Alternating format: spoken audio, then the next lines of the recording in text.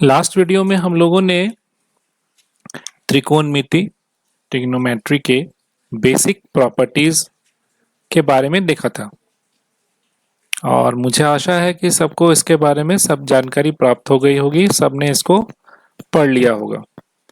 अब उससे related book से हम लोग एक्सरसाइज 8.1 के प्रॉब्लम्स को डिस्कस करेंगे। एक्सरसाइज 8.1 में टोटल हमारे 11 सवाल हैं।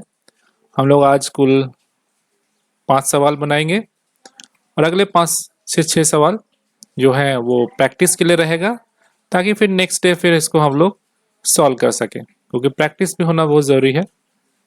पहला सवाल हम लोग यहाँ पे देख रहे हैं। पहला सवाल, इन ट्रायंगल ABC जिसका कोण B समकोण है। एक ट्रायंगल है ABC, ये सवाल नहीं है ना, ये 8.313 इसके लिए है। एक ट्रायंगल हम लोग बनाएंगे। ट्रायंगल है, हमेशा याद रखना इसमें समकोण त्रिभुज ही रहेगा जब तक कुछ और ना कहा जाए।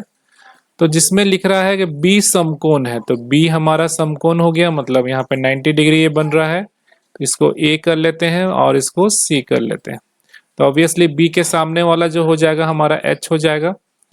अब कह रहा है AB जो है वो 24 सेंटीमीटर है, इसका वैल्यू जो है वो 24 सेंटीमीटर है। और BC का वैल्यू जो है वो है 7 सेंटीमीटर, ये है 7 सेंटीमीटर का। पहला सवाल है इसमें, पहले का पहला सवाल कि साइन A और कॉस A का वैल्यू फाइंड करना है अलग अलग।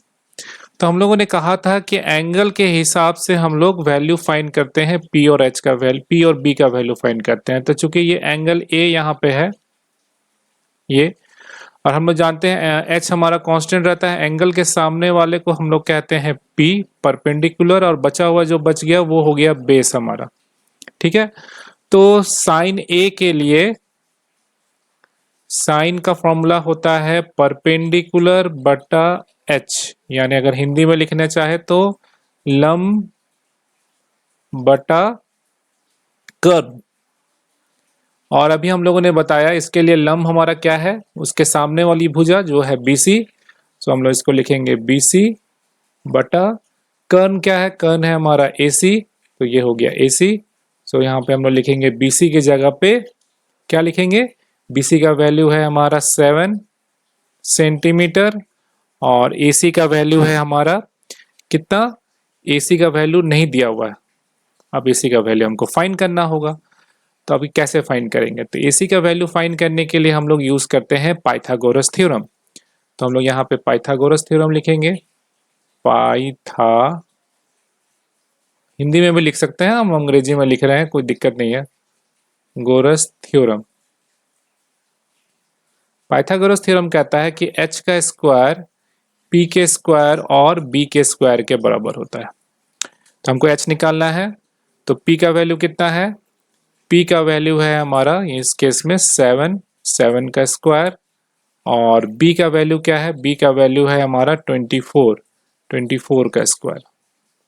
तो ये हो गया हमारा, ये H स्क्वायर है याद रखना है, ये हो गया हमारा 49, और उसके बाद हमारा दिया हुआ है कि 24 को गुना करना है, तो ये ऑब्वियसली गुना कर लेंगे। 24 का वैल्यू होता है हमारा 576, और इसमें हम लोग क्या ऐड कर रहे हैं, 49 ऐड कर रहे हैं, तो ये हो गया 625, 625। ये किसका स्क्वायर है, 25 के स्क्वायर के बराबर है। तो H का वैल्यू कितना हो गया, यहाँ से स्क्वायर स्क्वायर दोनों तरफ से कट गया, 25 सेंटीमीटर। तो यहाँ पे हम लोग पुट कर देंगे 7 सेंटीमीटर तो था, और यहाँ पे हम लोग ने AC का वैल्यू निकाला 25 सेंटीमीटर। सेंटीमीटर कट जाएंगे तो इसका वैल्यू हो जाएगा 7/25। ठीक है,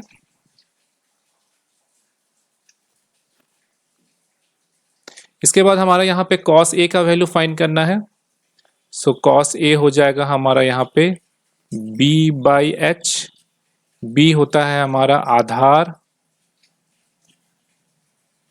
बटा कर्ण। आधार कितना है A एंगल के लिए, आधार है हमारा B है हमारा AB, और कर्न तो हमारा फिक्स रहेगा ए सी। ए बी का वैल्यू कितना है? ए बी का वैल्यू है 24, सो ये हो जाएगा 24 बटा 25। ठीक है, सो ये हमारा उत्तर हो गया पहले का, पहले वाले सवाल का हमारा उत्तर बन गया। फिर दूसरा वाला सवाल है इसी का। दूसरा में सवाल कह रहा है कि साइन सी और कॉस सी का वैल्यू फाइंड करना है। तो अब यहाँ पे एंगल बदल गया, तो फिर से हम लोग यहाँ पे ट्रायंगल को बनाएंगे। मैंने कहा था कि जब भी एंगल चेंज होगा तो उसके आधार पे हमारा P और इसका वैल्यू चेंज हो जाएगा, B का वैल्यू। तो ये हमारा ABC ट्रायंगल है, इसके सामने वाला H तो ये कांस्टेंट रहेगा, लेकिन अब चूंकि ये C एंगल फाइंड करना है तो C के सामने वाला जो होता है वो होता है P और बचा वाला होता है B। H का वैल्यू हम लोगों ने, वैल्यू तो हमारा चेंज नहीं करेगा। AC का वैल्यू है हमारा, AC का वैल्यू हम लोगों ने निकाला है 25 सेंटीमीटर, और BC का वैल्यू हम लोग BC लिखेंगे ना, BC का वैल्यू है 7 सेंटीमीटर, और P का वैल्यू मतलब AB का वैल्यू हमारा दिया हुआ है 24 सेंटीमीटर। बस इतना काफ़ी है। तो साइन C हमारा हो जाएगा, साइन C हो जाएगा P/H। इस केस में हमारा P क्या है? P है हमारा AB, और H क्या है? H है हमारा AC। तो AB का वैल्यू है हमारा 24 और ये हो गया 25। याद रखना है एंगल में हमारा कोई सेंटीमीटर नहीं होता है, इसका कोई भी यूनिट नहीं होता है। और फिर कॉस सी का वैल्यू हो जाएगा B/H। सो B के जगह पे क्या है? B है हमारा BC, और फिर AC, B का वैल्यू है हमारा 7 और AC का वैल्यू है हमारा 25, तो ये हो गया 7/25। सो ये हमारा दूसरा सवाल भी बन गया। अब ये कह रहा है क्वेश्चन नंबर 2 में कि एक आकृति है ये 8.13 जिसमें tan P minus cot R का वैल्यू फाइंड करना है। tan P minus cot R, तो ट्रायंगल बना लेंगे। यहाँ पे देख रहे हैं Q जो है वो 90 डिग्री का है, सो हम लोग यहाँ पे बनाते हैं दूसरा नंबर सवाल। ये एक ट्रायंगल है जैसा फिगर में दिया हुआ है, ये 90 डिग्री है। इसके बाद यहाँ पे है ये PQR, ये है PQR। उसके बाद 12 और 13 सेंटीमीटर है, ये है हमारा 12 सेंटीमीटर, ये है हमारा 13 सेंटीमीटर। ये वैल्यू हमको नहीं पता, ये फाइंड करना है। और फाइंड करना है हमको इस क्वेश्चन में tan P minus cot R, tan P minus cot R, ये हमको फाइंड करना है। लिख लेंगे हम लोग। तो सबसे पहले तो हम लोग मान लें कि अगर ये इस एंगल के लिए, किसी भी P एंगल के लिए फाइंड करने जाए, किसी के लिए भी, तो ये हमेशा, ये तो हमारा फिक्स रहेगा, ये तो H ही होगा। ये हमारा P और B के फॉर्म में होगा, तो हम लोग लिख सकते हैं पाइथागोरस थ्योरम से। अभी हम लोग किसी को B और P नहीं मान रहे हैं। पाइथागोरस प्रमेय से क्या लिख सकते हैं? हाइपोटेन्यूस मतलब क्या है? PR का स्क्वायर किसके बराबर होगा? PQ के स्क्वायर और QR के स्क्वायर के बराबर होगा। सो QR का स्क्वायर हो जाएगा हमारा क्या? PR का स्क्वायर माइनस PQ का स्क्वायर। ठीक है, सो PR का वैल्यू कितना है? PR का वैल्यू है 13 का स्क्वायर माइनस PQ का वैल्यू क्या है? ये है 12 का स्क्वायर। सो ये हो जाएगा 13 का स्क्वायर 169, ये हो जाएगा 144, किसके बराबर हो जाएगा? 25 के बराबर हो जाएगा। सो QR का वैल्यू हो जाएगा √25, और √25 होता है 5, तो ये हो जाएगा 5 सेंटीमीटर। इसको हम लोग लिखेंगे 5 सेंटीमीटर। अब यहाँ पे फाइंड करना है tan P tan P, तो ये वाला हमारा P एंगल है। इस एंगल के सामने वाला जो हो जाएगा वो P हो जाएगा इसके लिए, और बचा हुआ ये P हो जाएगा। ये हम लोगों ने tan P के लिए फाइंड किया। तो tan P का वैल्यू हो जाएगा P tan theta is equal to, हम लोग जानते हैं होता है P बाई B। सब P और B में कंफ्यूज नहीं होना है। तो P इसके लिए क्या है, ये है QR, और B क्या होता है, ये तो फॉर्मूला है ना P बाई B। तो B इज इक्वल टू यहाँ पे है PQ। तो QR का वैल्यू है 5 और ये हो गया 12, तो ये हो गया 5/12। अब हम लोग फाइंड करेंगे cot R। cot R के लिए ये R है, इसका सामने वाला इसके लिए हो जाएगा P और ये हो जाएगा B। तो ये हम लोग cot का वैल्यू होता है B बाई P फॉर्मूला से। अब इसके लिए B कौन सा है, B है हमारा QR, और P क्या है, P है PQ। तो इस केस में हमारा हो जाएगा फिर वही 5/12। दोनों का माइनस फाइंड करना है, तो हमारा हो जाएगा tan P minus cot R।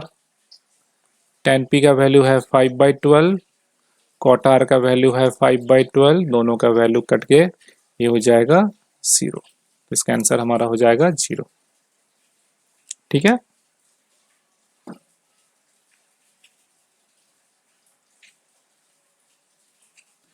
Next third number सवाल है, ये हमारा सेकंड हो गया। थर्ड नंबर सवाल है कि साइन ए का वैल्यू दिया हुआ है 3/4, तो कॉस ए और tan ए का वैल्यू फाइंड करना है। तो क्वेश्चन नंबर 3, साइन ए दिया हुआ है हमारा 3/4,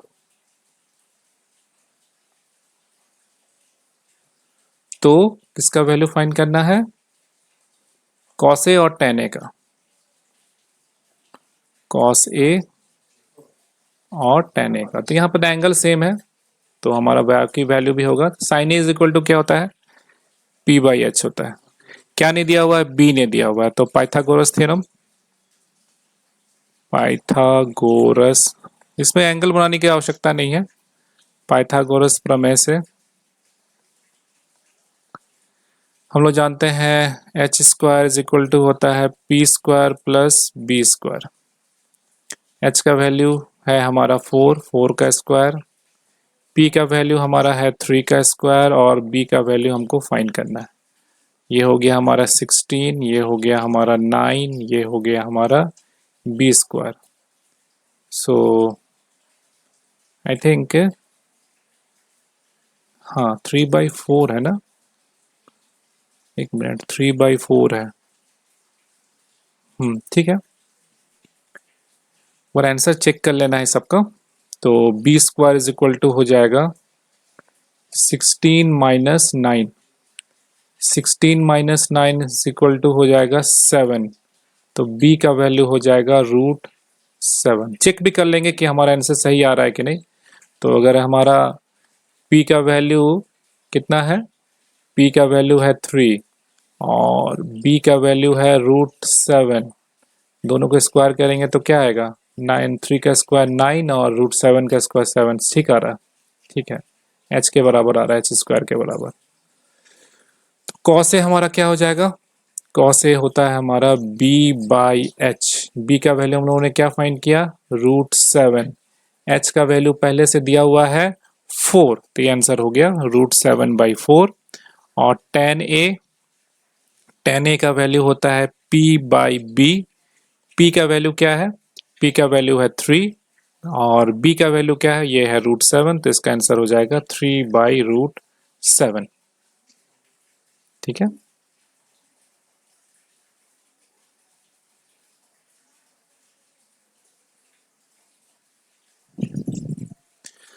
तो ये हमारा क्वेश्चन नंबर 3 का सवाल के उत्तर था। नेक्स्ट हमारा 4 नंबर कह रहा है कि 15 cot A is equal to 8 हो तो sin A और sec A का वैल्यू फाइंड करना है। क्वेश्चन नंबर 4 कह रहा है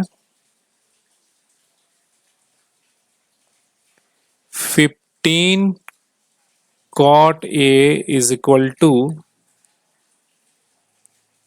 8 है। सो हमको फाइंड करना है वैल्यू, इसका मान निकालना है साइन ए और सेक ए का। साइन ए और सेक ए का वैल्यू फाइंड करना है। सो यहां से हम लोग सॉल्व करेंगे तो ये हो जाएगा cot A is equal to 8/15। cot is equal to क्या होता है B/P। ये सब हमें याद रखना पड़ेगा। तो क्या नहीं दिया हुआ है, h नहीं दिया हुआ है। तो h का वैल्यू पाइथागोरस थ्योरम से h square is equal to होता है p square plus b square. p square 15 का स्क्वायर, b स्क्वायर 8 का स्क्वायर, 15 का स्क्वायर 225, ठीक है,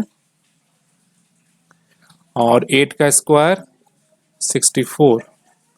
दोनों को जब हम लोग ऐड करेंगे तो यह आएगा 289, ठीक है।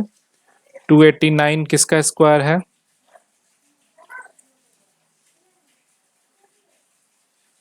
ये है 17 का स्क्वायर।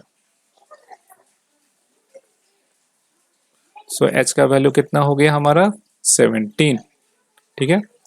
तो साइन ए हमारा यहां से क्या हो जाएगा, साइन ए होता है हमारा p/h। p का वैल्यू कितना है 15, h का वैल्यू हम लोगों ने क्या फाइंड किया 17। तो ये आंसर हो गया एक। दूसरा सेक ए इज इक्वल टू होता है h/b। h का वैल्यू कितना है, h का वैल्यू है 17 और b का वैल्यू क्या है, b का वैल्यू है 8। तो इसका आंसर हो गया, ये दोनों हमारे आंसर हो गया। क्वेश्चन नंबर 5, आज का last question. Sec theta is equal to 13/12 दिया हुआ है।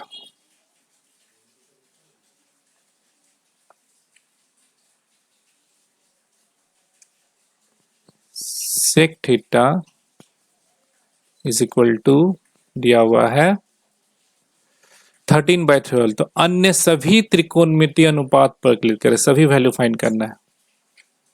13/12 सेक क्या होता है, सेक होता है h/b। क्या नहीं दिया हुआ p, तो फिर पाइथागोरस थ्योरम से आएंगे h square is equal to p square plus b square. h का वैल्यू 13 का स्क्वायर, p नहीं दिया हुआ है तो p स्क्वायर लिखेंगे, b 12 का स्क्वायर, 13 का स्क्वायर होता है 169, p स्क्वायर और ये हो गया 144। तो p स्क्वायर हो जाएगा हमारा 169 माइनस 144, ये हो जाएगा 25। तो p का वैल्यू हो जाएगा, ये किसका स्क्वायर के बराबर है 5 के स्क्वायर के बराबर है। तो p का वैल्यू हो गया 5। तो एक एक करके सारे वैल्यूज फाइंड करते हैं। साइन ए, कॉस ए, और सॉरी थीटा है यहाँ पे, sine theta, cos theta, tan theta, उसके बाद कॉसेक थीटा। सेक थीटा तो हम लोग निकाल लिया, तब भी लिख लेते हैं सेक थीटा, और हमारा लास्ट रह गया कॉट थीटा। साइन थीटा क्या होता है p/h। p का वैल्यू कितना है 5, h का वैल्यू कितना है 13, 5/13। कॉस थीटा b/h, b क्या है 12, h कितना है 13। tan थीटा p/b, p कितना है 5, b कितना है 12, तो 5/12। कॉसेक थीटा, ये साइन थीटा का उल्टा होता है तो ऑब्वियसली लिख देंगे हम लोग, उतना लिखने की जरूरत नहीं है, तब भी h/p यानी 13/5। सेक थीटा तो दिया हुआ है तब भी लिख लेंगे h/p, ये हो गया 13/12। कॉट थीटा tan थीटा का उल्टा होता है b/p, सो ये हो गया 12/5। तो इस तरह से हम लोग देख रहे हैं कि सवाल जो है आराम से सॉल्व हो जा रहे हैं। तो हम लोगों ने 5 सवाल तक आज सॉल्व कर लिया। नेक्स्ट क्लास में हम लोग क्लास 6 क्वेश्चन नंबर 6 से लेकर 11 तक को सॉल्व करेंगे। तो ये होमवर्क में भी रहेगा, सबको इसको सॉल्व कर लेंगे, फिर उसके बाद में आंसर को मिलाएंगे। कोई भी तरह का समस्या हो, कोई भी सवाल नहीं समझ में आया हो, कहीं पे डाउट हो तो कमेंट सेक्शन में लिख सकते हो। लिख के बाद हम लोग उसका अगले क्लास में डिस्कशन करेंगे। ठीक है।